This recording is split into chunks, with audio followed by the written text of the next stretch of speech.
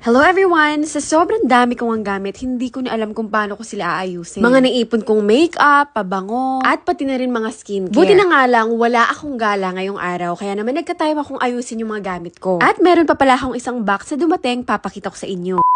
Ngayong araw nga, nandito lang ako sa bahay at may mga dumating nga akong package. Sabi ko nga sa sarili ko, kung ganito kagulo, hindi ko na alam kung saan pa sila isisiksik. Kaya eto, naglinis nga ako ng vanity ko. Ang dami ko palang gamit na hindi na nagagamit. Kami ng mga kapatid ko kasi dahil nga panay kami babae, iisa lang ang lagayan namin, yung mga skincare nila, skincare ko, lahat sama-sama. Minsan kasi ako guys, nakakahiligan kong bumili ng makeup, pabango. Tapos hindi ko naman pala talaga nagagamit. Ang ending, nakatenga lang sila dyan. Hay nako, panoorin nyo na nga lang ako maglinis.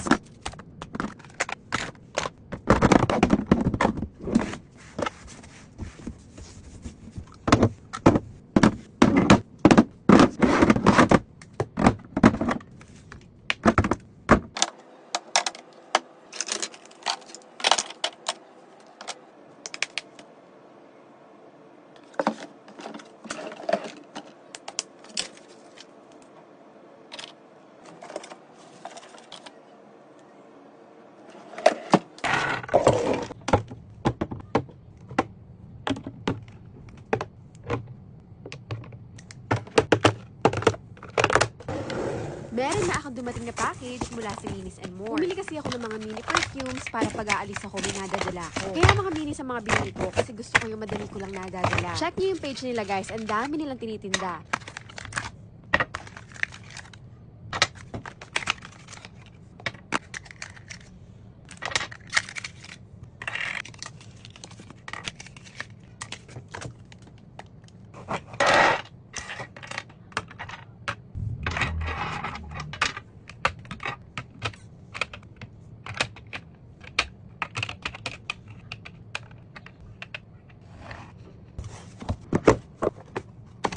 Kamantikan ko pa nga hindi mainom itong aking Chef Abu, buti na lang naalala ko. Grabe, ang sarap talaga ng flavor nito, lalong-lalo na kapag malamig yung tubig. Napakaganda pa ng benepisyo sa katawan natin. Kaya naman, hindi ko talaga ini-skip araw-araw. At finally nga, nasa last part na rin tayo. May nabili din kasi akong full size na pabango sa Minis and More, kaya naman dinedisplay ko na dito. At ayan na, nayari na nga ang aking paglilinis. Grabe, feeling ko ang aesthetic ng nagawa ko. Nilagay ko nga mismo sa harap yung mga makeup na madalas kong ginagamit. Tsaka yung mga perfume na madaling damputin. Yung mga skincare naman namin, eto siya sa may drawer. O, diba? Ang sipag ko ngayong araw. Yun muna ang share ko for today's vlog. Thank you for watching. Bye!